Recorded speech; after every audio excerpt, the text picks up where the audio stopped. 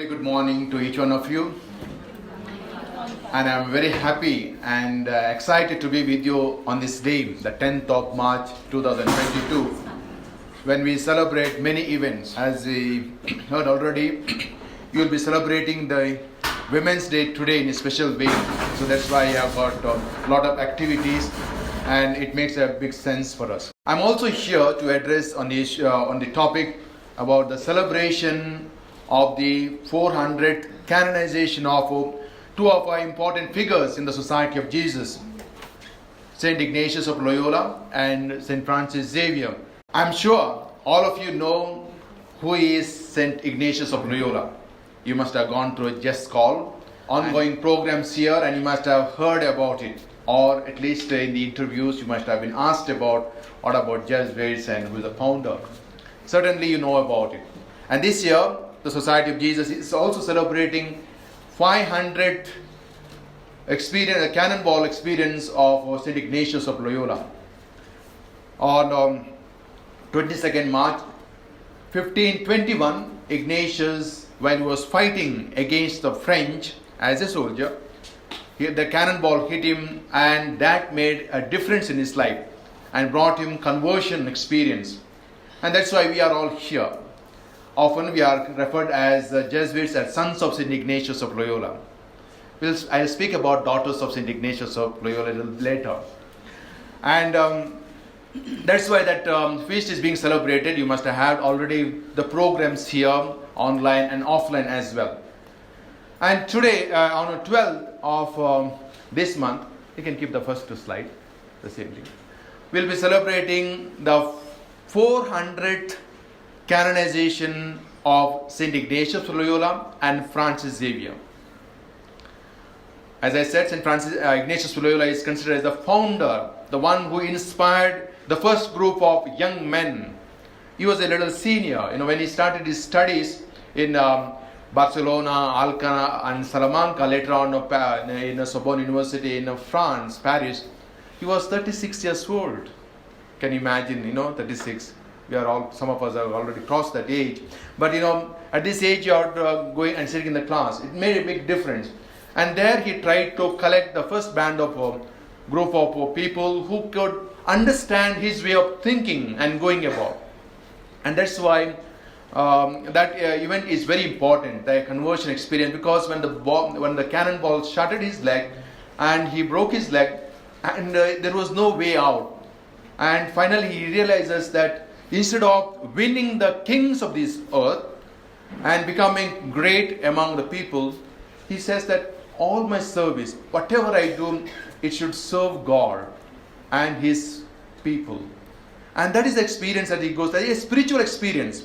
And to summarize or to strengthen this spiritual experience, he begins his intellectual journey of studying. And you are all, my dear friends here, the faculty here at St. Joseph's CBSC, are involved in imparting that kind of intellectual depth, intellectual experience to your students and to the children around here. But also, as Jesuits, we are not stuck in that level. We are also imparting some spiritual qualities, how to be a human being and a human person in this world. And the second anniversary, same thing. We are also celebrating, I did not speak about Francis Xavier. Francis Xavier is one of the important figures in the history of the Society of Jesus. In fact, Francis Xavier is the one against whom Ignatius and his family fought. Francis Xavier, because if you go to Spain, Pamplona, it's called Navarra in the province, and Ignatius' house is not very far. They're not, very far or 1,000 kilometers away. It is less than 500 kilometers. And those two big families, they had a lot of influence in the court, noble families. They fought with each other because Ignatius' family was supporting the king of Castilla in Spanish, that means Spain, whereas Francis Xavier's family supported the kings of France. That's why the fight goes on, and they were all rival families. And Francis Xavier was born in 1506, whereas Ignatius 1491, a bit senior, already 16 years older. And Francis Xavier is the one was wanted to give himself to the glory of the world. He is a very bright person, a person who was known for his intellectual caliber. And Ignatius was the one was a student. Can you imagine? In intellectual level, Francis Xavier taught Ignatius, who is 16 years older than him. That means when he joined the 30s, he was 36, and this fellow is just 20 years old. He was teaching Ignatius Latin, and that is the condition. That's the condition in which they live. And of course, Ignatius wanted by all means to give him the spiritual experience. Spiritual Ignatius was powerful. He was much more experienced. He was deep within himself with God in encounter, and that was experience he gives on, and that is the very interesting. So that's why both of them, these two men, are very important in the society, and he becomes part of Ignatius's whole idea and ideology, the method of going about in life, both spiritual and intellectual life, and that is what makes him Francis Xavier great. Francis Xavier was elected as a secretary of Ignatius when the Society of Jesus was founded in 1540, and Ignatius was elected as the general, means it's like having a chairman of this new company, the Society of Jesus that was founded. And Ignatius requested Francis Xavier because of some of the circumstances that led him, and because Pope had asked him to go to India. This is called Indies at that time in the 16th century. So that's how Francis Xavier lands in India in 1542. It took him almost 6 months of voyage, and finally lands in Goa. And from there he begins his journey of spreading what he believed in, and he travels across the coastal line of India, South Kerala and Tamil Nadu, later on Malakai. He goes to almost Philippines.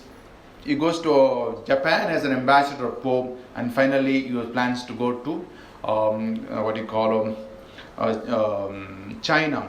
And unfortunately he dies on the seashore of China. There's a Siachen island.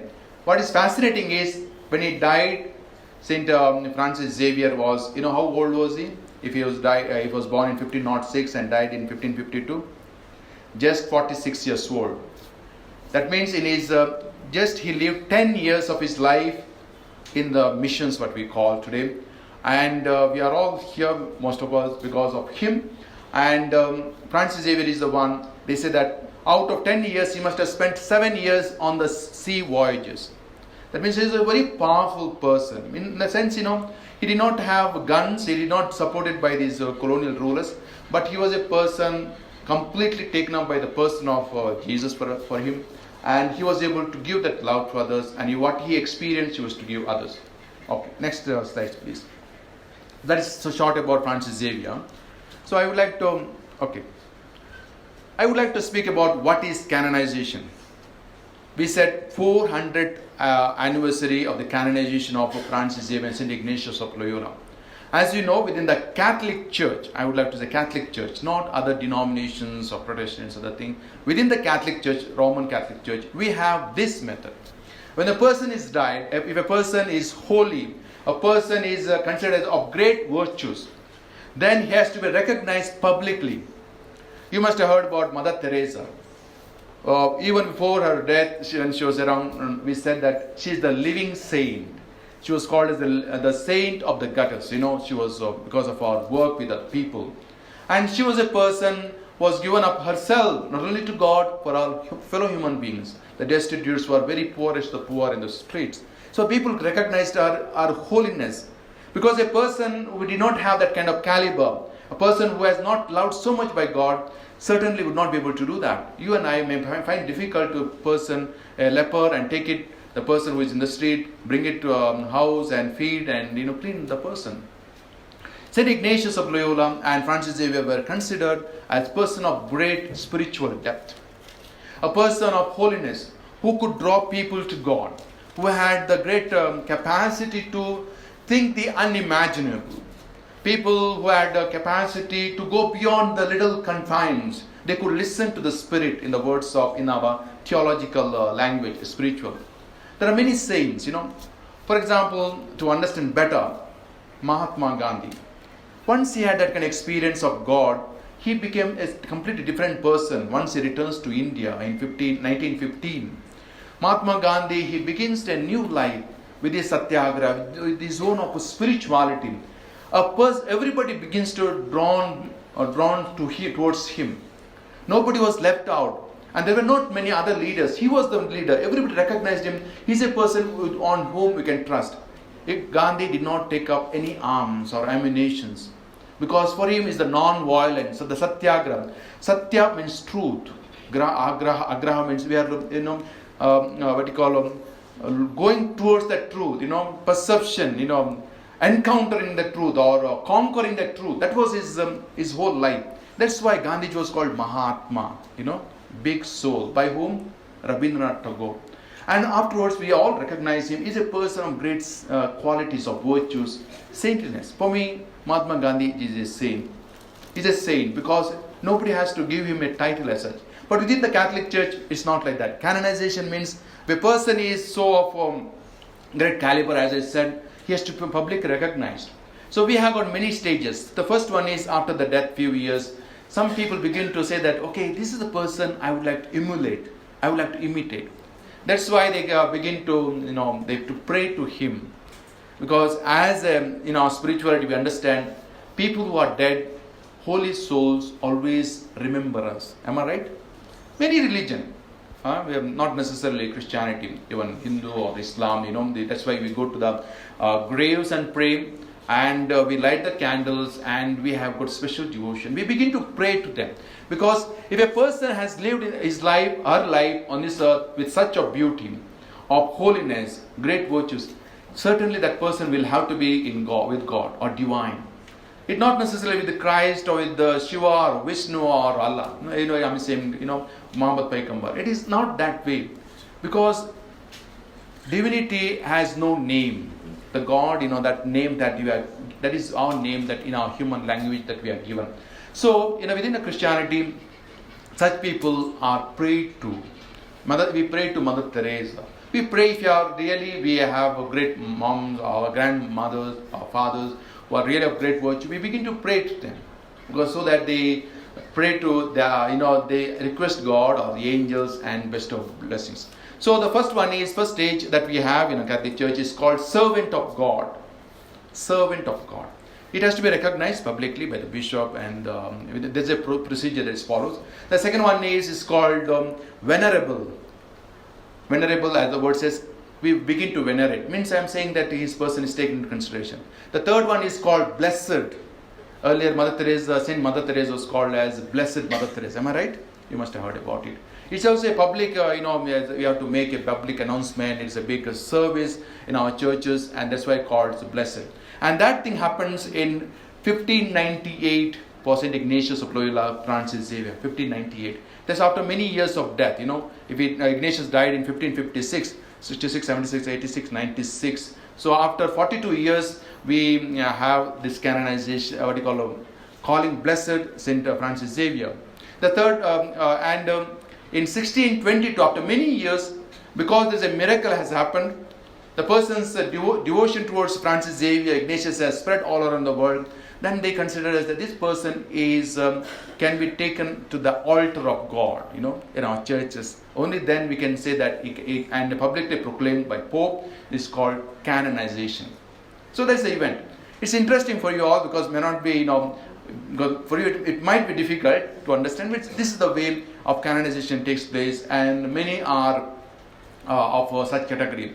In the Society of Jesus, in its history of almost 460-70 years, we have got 53 saints. Francis Xavier, Ignatius Loyola are one of them. And we have got another 120 blessed. Most of them have also given life to faith, we call it. They were killed by others because they did not like these people because of proclamation of Christianity, etc. But they are venerated, and they are people. They are not gods, okay? Saints are not gods. They are special people with whom we can emulate as Christians, etc. Okay? The next point. Now you understand everything about canonization? Okay. The second one is, I would like to speak a little bit about The situation during the time of St. Ignatius of Loyola and Francis Xavier. Remember those dates? And they are very important. Next point, please. So, that is the time of 15th century or 16th century of great humanism. Have you heard about humanism? Human. That means it is not humanistic values are very much emphasized and given. That means intellectual life. In Europe, the universities begin to come up. In India, there must have been Nalanda University or Banaras University. There must have been there, those kind of universities in Orissa. But in Europe, this is the first time the universities come up. The first university that we speak about, that is of Bologna, that is in Italy. It is something about 10th century, 11th century. Then in 12th century, it begins to come up. The second university is called the Sorbonne University, where Ignatius and Francis Xavier studied. And third university is Oxford University. And the fourth one is Heidelberg in Germany. And all these universities starts not in completely secular setting.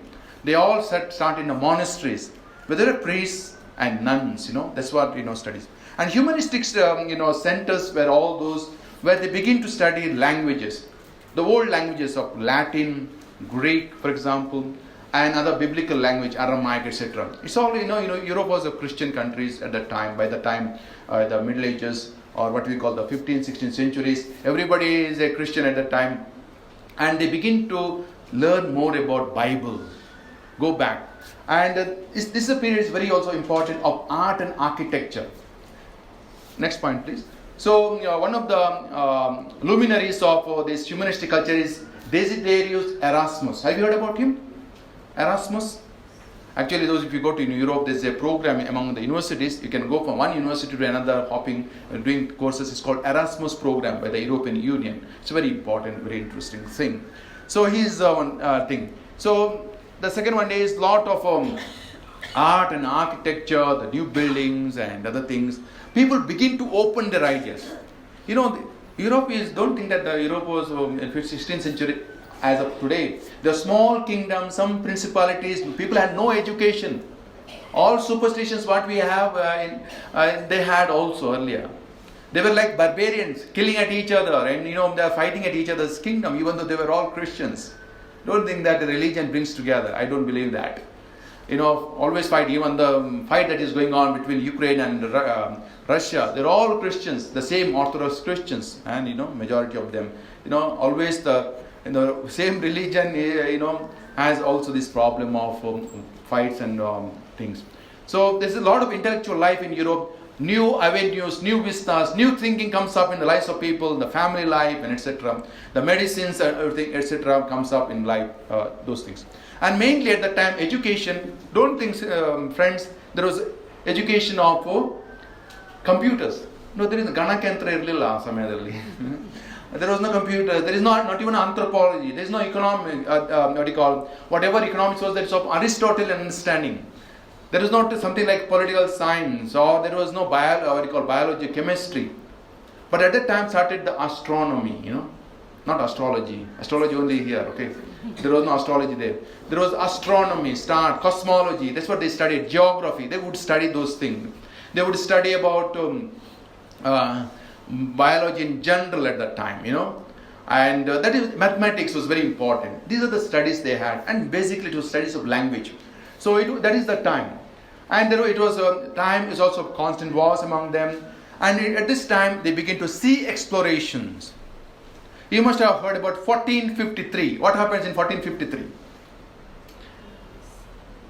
The fall of Constantinople. Have you heard about it? Where is Constantinople?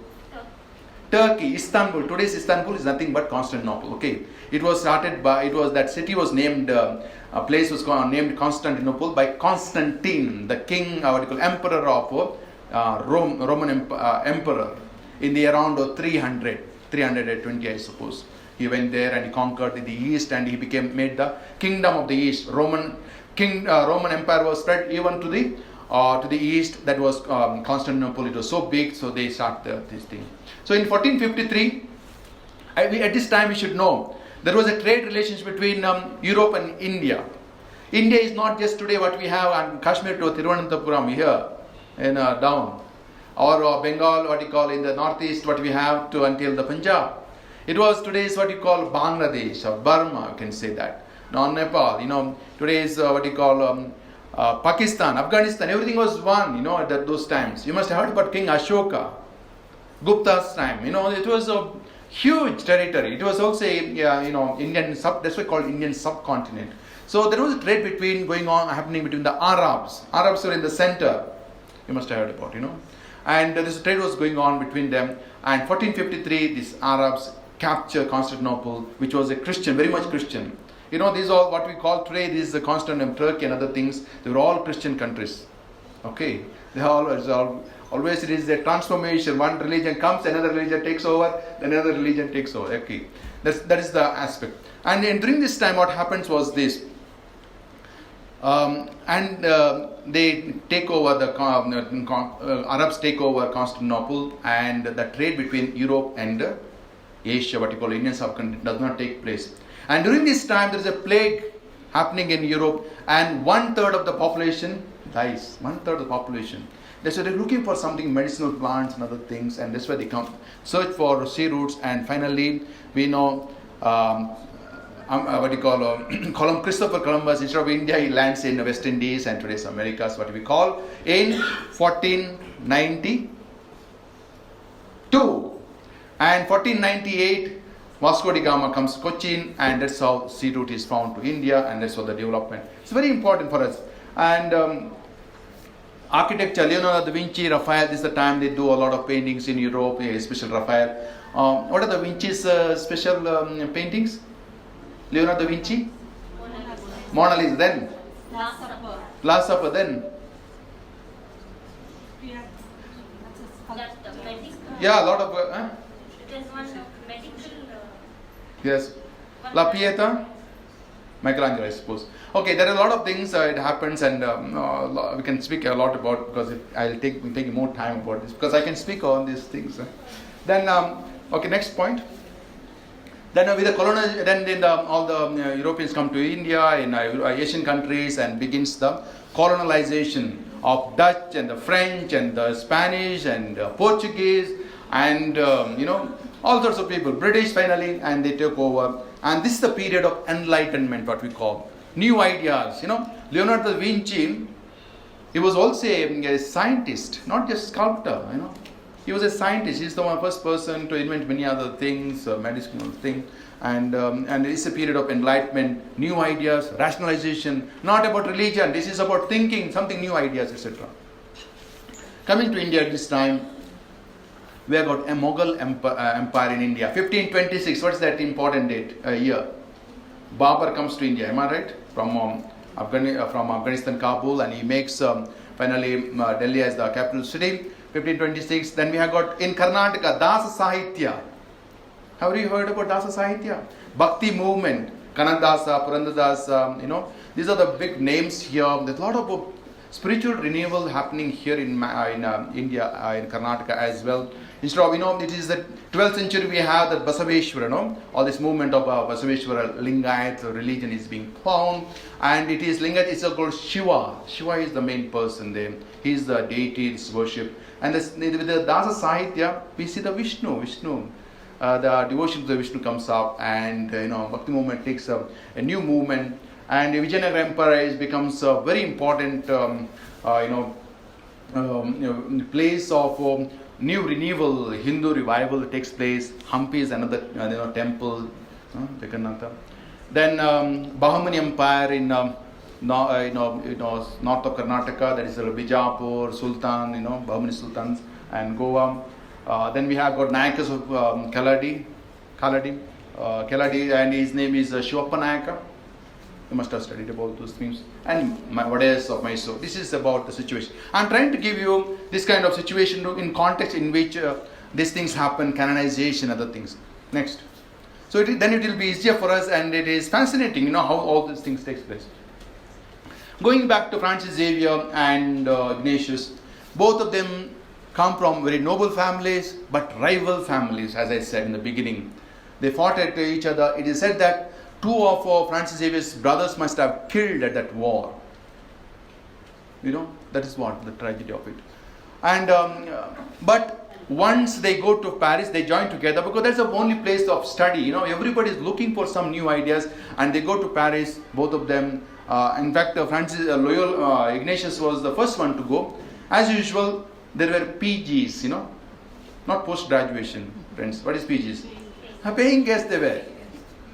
What we have today, it was there in those times, and they will get into one of the colleges, and you know, the college also place where they study and also stay there. So they had a rigorous time, and they had to pay for that. And Ignatius is the one who collects money, goes around like in Belgium, even to England he goes in order to collect money. You know, they could not work. You know, in order to pursue your intellectual world, they are ready to do anything, including going for begging. So forget their family. So it is not that they were ready for anything, and that's how become friends. And Ignatius asked Francis Xavier a question again and again because he was not ready to listen to him. He said, Francis, if you gain the whole world and lose your soul, what is the use of it? If you gain the whole world and lose your soul, what is the use of it? So it is not necessarily the intellectual depth that can transform the person, but the spiritual depth. That's why all of us should have some sort of spiritual thirst within us.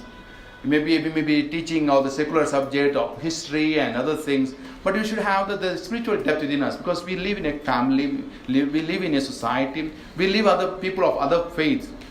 Today we say that people, you may have a lot of intellectual depth and other things. If you don't have those encounter with God, any person, a mother or a grandmother or sister-in-law, then it is very difficult to live. Very difficult to live in a harmonious life. So that is the greatness of these two men. So an encounter with God can transform the person completely. Not necessarily intellectual. Intellectually can become a very isolated. We can be, we can try to earn more and more and more and more and deep inside the grave afterwards. But if you had a spiritual depth, that you can bring others together. Because that is what each one is called. It is said that in a spiritual realm, what is the goal of human life? Ignatius puts it. It says that Ignatius in the spiritual exercises, it says to praise, reverence, serve God our Lord. By doing so, to be with Him forever. That's all the goal of our life. All of us are here, Jesuits. That is what we are trying to strive at. To praise, serve God our Lord. 3 points. Praise, reverence and serve God our Lord. By doing so, to be with Him forever. It is not running the schools or colleges, running the media centers, or retreat houses, parishes, or other things. But this is one thing. If I am by saving my soul, I may be able to save others. Okay, so that is the transformation. With that comes everything. This running of the schools or the hospitals, working in the villages and trying to fight for the rights, like for the stand swami, etc. It is something more. Once you have got an encounter with God, you are able to give to others. So a friendship built on faith always transforms others. That's very important. Any religion for that matter. There are many, yogis in India. But you have to see which yogi is right. Be careful.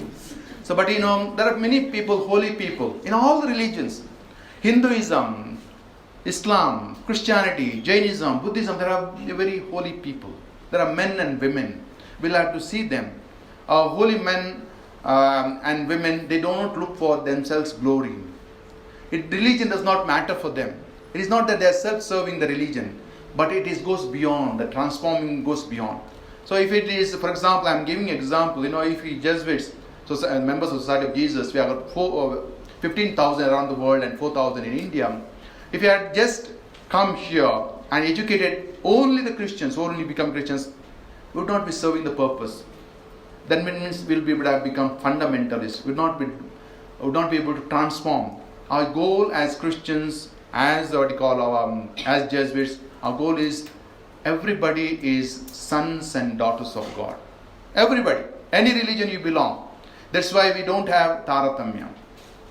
Okay, even when you did the COVID came, I think our institutions did a lot All of in Karnataka, for example, we went out of our way. There was no distinction between which religion the person belonged to, which caste religion belonged to. Of course, we had a preference for those people who are, who are struggling, the poor, That is what our goal should be. And that is what the Francis Xavier and Ignatius taught us. Okay, next one. Another 2 more slides. Okay, with that we'll end. That's why the education is very important. If your intellectual mind, your brain is well trained, then everything gets trained. It's very important. Ignatius and his first companions, there were 7 to 9 of them in Paris. Friends, they are all master's degrees at that time. The so-called master's degrees of today's equivalent.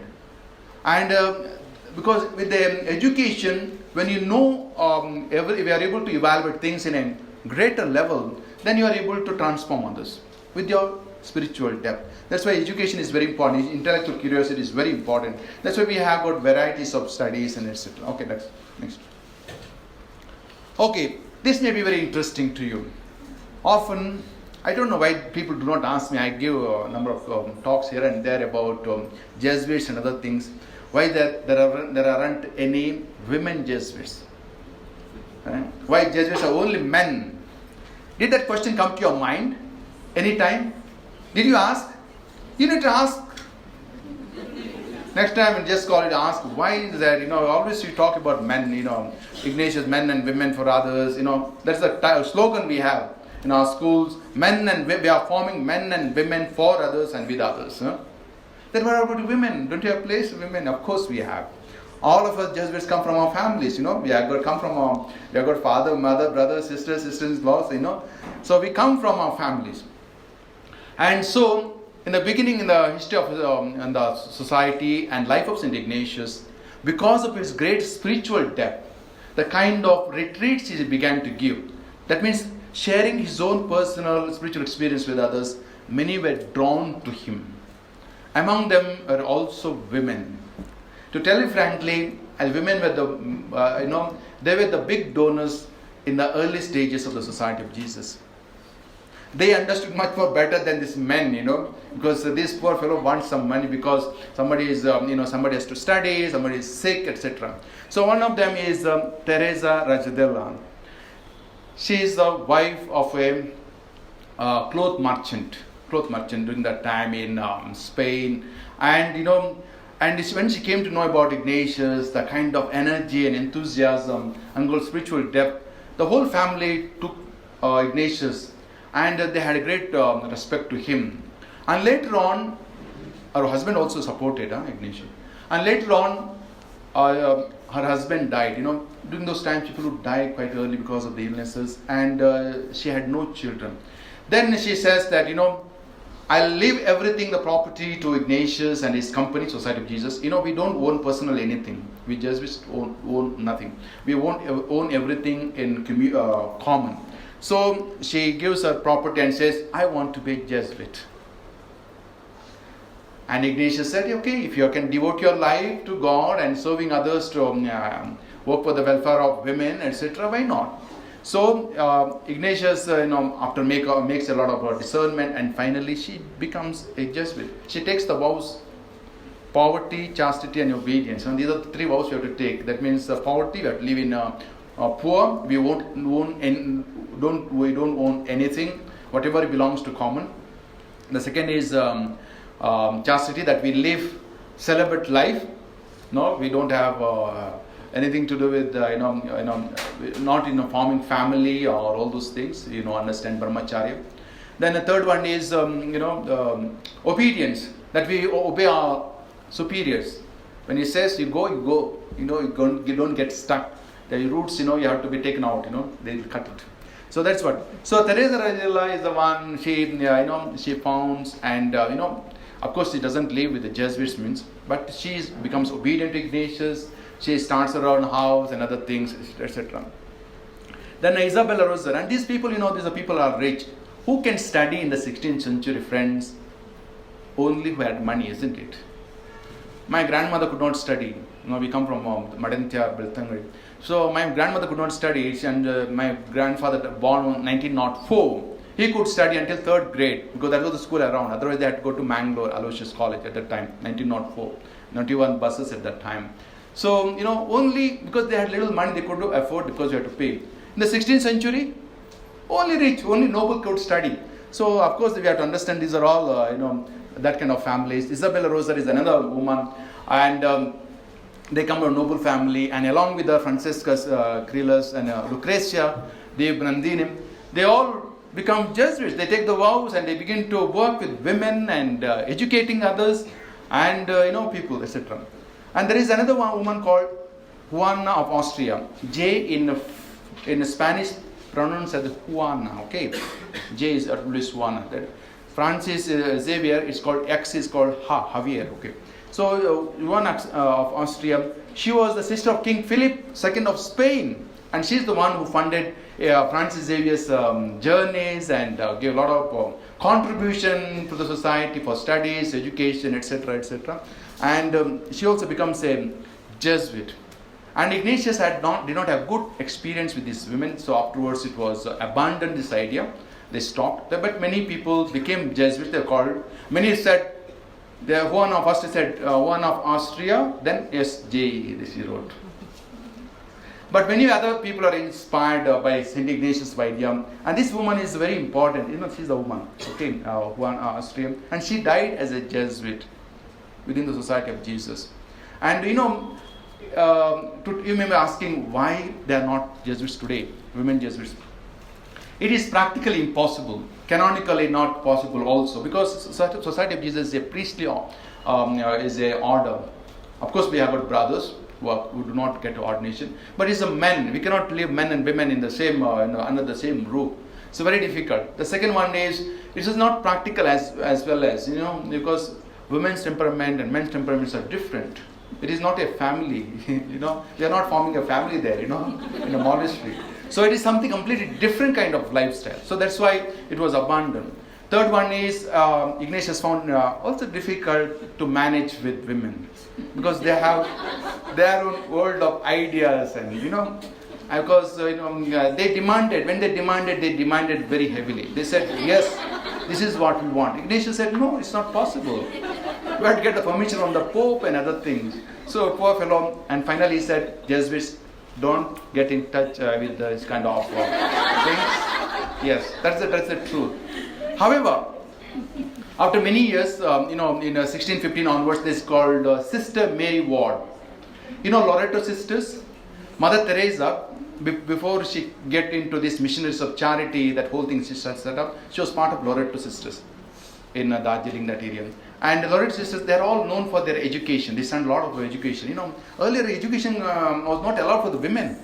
Do you know that? Women are not allowed to study. So these are the people who start. So in the church, hierarchical, matriarchal society, they said these are very revolutionary women because of the Jesuits. So there are a lot of problems. They were suppressed. Like Mary Ward, she started that this is called Congregation of Jesus. Have you heard about the congregation called Congregation of Jesus? They're in India. They are very much, they follow the same constitution that what we have, Society of Jesus. But they also run a lot of schools, higher education institutions, and but they suffer a lot because of this thing, and because the patriarchal society, male chauvinism so much that women should not come up.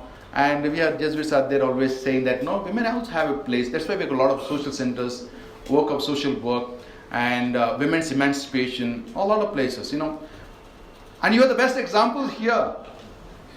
In our Jesuit catalog, we have got, among the teachers, we have got 104 teachers. I do not know how this month. 104 teachers here. And if I see you now here, most of you are women, ladies. How many are there men staff? Very few. That means you feel confident to work with us, am I right? That means you understand our mentality, and that means you also support us in that sense. It is not here. If you go to St. Joseph's Commerce College also, we have got good lot. Other day just I gave a talk on Ukraine and Russia conflict. And I see that most of the staff are women. Even if you go to our churches, the people who are in our Catholic churches, wherever Jesuits are, the women are the ones who, they are the ones who support us in many ways, the women. It is we are all Jesuits. It is not our dad said, you go and join the Jesuits. It is our mom said. You can ask Father Rohan, Father Vijay. It is always our mom said, okay, you can go to that kind of group. Crazy group, but it's a wonderful group. And that's how we have become Jesuits. That means the life of women, I'm saying, because you feel happy about it, you don't feel that, something I'm speaking. Because in the growth of the Society of Jesus, is the women's role is very important. Either sending the sons, not daughters, sons to the Society of Jesus. We have 4,000 of us in India, and also Sri Lanka, Nepal, Bangladesh, some of them are in Pakistan as well. So it is very important. That's why you feel proud of you. Don't worry about, if you belong to different other religions also, probably you can also contribute many ways, supporting us. To become a Jesuit, you have to be a Catholic. That's the only thing. Can't help. There's a canon law, this one. So these are the people who help. And later on, in the Society of Jesus, there was also a tradition that started. Many women came to Jesuits and asked, we want to follow your spirituality. And that's why there are many, the last experiment was abandoned in 1996, I suppose. In Austria, there were a few women collaborators, we call them. So they were very much, Jesuits would look after the spiritual needs, and they worked along with the Jesuits in the institutions. And later on, there was a little difficulty because they would get the special preference in our schools, and then it would disturb the harmony in the schools and colleges. So then it was abandoned. It was very difficult. But however, there is always a possibility in Europe and the United States and many other countries that are called Jesuit volunteers. Among the students, the Jesuit volunteer corps who always try to understand what is our spiritualities and try to imbibe our spirit and work with us in our missions, in our work in the schools and colleges. Because you have to spend a little more extra time for these things. It is all to help yourself. And we have got in India, this is called Jesuit volunteers. If you are interested, you can join. Father Rohan is very much interested in that. And it's always good to understand better the spirituality of St. Ignatius of Loyola, the Society of Jesus. That can be helped in your own personal life, in your family life, society, school, etc. It is not that these kind of groups are to get the money. We are not interested in that. I think Jesuits don't beg for money today. So earlier they would do that, but today we ask for help for others, for COVID times and other things. So that's the one. So just quickly I summarize now, what are the things that we can learn as we celebrate this canonization of Francis Xavier and Ignatius of Loyola. The first one is seeing everything in freshness. That is the speciality of ours. Our pedagogy, what we call Ignatian pedagogy, whatever we try to say in our spirituality is always to see something freshness, to see new things in the world, So that is very important. To have heart larger than the world. Pope Gregory the 15th, when Ignatius was canonized Saint Ignatius of Loyola, he said, Ignatius had a heart larger than the world. And that is what we are supposed to have. Everyone. Whether we teach here or do other works on our school and whenever we should have a large heart for everyone. Everyone should be included. They should not be excluded because a person of different religion or different caste or different understanding, ideology. We are all, as I said, we are all sons and daughters of God. That's a very good understanding. Children means they're not children are there. Sons and daughters are good. Third one is authenticity in living and serving. One of the important factor in our life is we should have authenticity. The truth should be there. If without authenticity, we make no sense at all. So last time, when we make mistake, we should say, okay, I made this mistake. When I want to do something, we should listen to the Spirit, and we should always have that, authenticity of living and serving. The fourth one is being an enterpriser. One of the important traits of Jesuit life is being an enterprising. We go to those places where many people don't want to go. Many do not want to venture into. There are many other congregations, other things, they are doing fantastic work. But our work as Jesuits have to be uniqueness, something different. How St. Joseph's School, CBS, is different from any other school, Christian or any other Christian. That is depends on each one of you. It is not the work of a principal or coordinator. Each one of you have to see how we can be different. With all the understanding that we have of the Society of Jesus, of Ignatius, we are not here to propagate our faith in the sense, to make Christians, That is not our goal at all. If that was the case, things would have been different, We have come in 1542 onwards. Our goal of our life is something different. Because today, our world, our India is too much of communalized. Communalized. Whether you like it or not, you may be of a different opinion, but this is my opinion. That is not the way of going about. We'll end in ourselves. Our goal of purpose of our life is end in God, not end in ourselves, in our little religious ideologies, our fanaticism, destruction, because of the recent controversies. Our schools are all stopped. Education is supposed to be open of our ideas, vistas. We have to consider other person also, his or her differences, either clothing or dress, should not bother me. Why it should bother me? As so many years it has not bothered me. Why suddenly I begin to realize this idea? Absolutely nonsense which has to be condemned. And all of you, you parents, teachers has a place. Because in my blog I wrote about that. Why our teachers are not speaking? Why schools are not talking? Because everybody is afraid.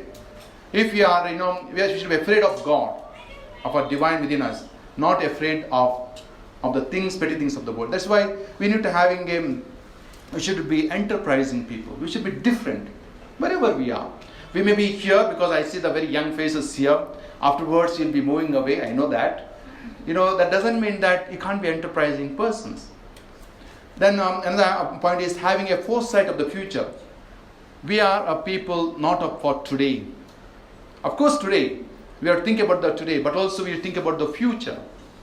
When we work, when we live for our children, am I right? For our generations. You are educating a generation of people who will be serving our country. Forming the families. Not only we ourselves form, but also we will be forming families. The future generations. So it's very important that we have to have a foresight of the future. What kind of children we want to form? What kind of men and women we want in our government offices, Vikasa Sauda, Vidhana Sauda, in our police stations, in our judiciary, even in our shops, for example. We need people who care and have concern for others. We have to be being men and women of culture. Ignatius and Francis Xavier were people of men and culture. They went out of their way to study, and all the differences were merged, and they came together, and that made a difference. They were not for themselves. Why should a man who had everything in his family, still the castle of Pamplona is there, where Francis Xavier was born. I visited them. Francis Xavier, Ignatius Loyola is in Loyola, in Aspezia, in a Basque country. Still that houses are there, 500, 600, 700 years old. They are very rich families. But Francis Xavier was able to come to India, sit on the, that little boats of, at that time, and travel. And if you go to Tamil Nadu, I think near Rameshwaram, no? There's one place where Francis Xavier seems to have spent 2 years, and it is written the script. And he seems to have next to the seashore. Water is not far away, water is there. And from that here, there's a little stony thing carved out, people must have done. And little well is dug, and the water, it's not salty water. He spent 1.5 years there, and it is written there. It is a very important place. I'm saying, why should a person of such stature, who can be a professor in the university there, comes here and works here? That means he always, he was a man of culture. He could think something beyond. Being men and women of our times, we have to read the signs of the times. What is happening? That's why I said about context in which these two men lived. The context of India. Very difficult times, but still we are also living in very difficult times, different nature, as I said, the kind of ideologies in which we are living, but still we can make a difference. Therefore, finally, we can say that carrying within us divine spark. Always we should carry that divine spark. That's very important. We may have anything, degrees and other things. I have moved around quite a lot, friends, and I've seen other things. I can speak many languages, but at the end, you should have something divine within you. That's what makes a difference. And finally, being men and women of the world and men and women of people. That's very important. We are not for ourselves, but for others, and that's a job of yours. So that's the end of it. So with these wonderful thoughts, dear friends, I would like to wish you once again the blessings and the graces that these two men can give us. Because, if I am here, for Rohan, for the Vijay Raju is here, it is because of Ignatius, Francis Xavier. Their life still inspires us, and we try to inspire others, in our own way. And finally, so that we all of us have that sense of holiness within us, a life that can transform us and also others. And that's what I wish you, all of you. And as you celebrate the Women's Day, I wish you all the blessings to you and to your families.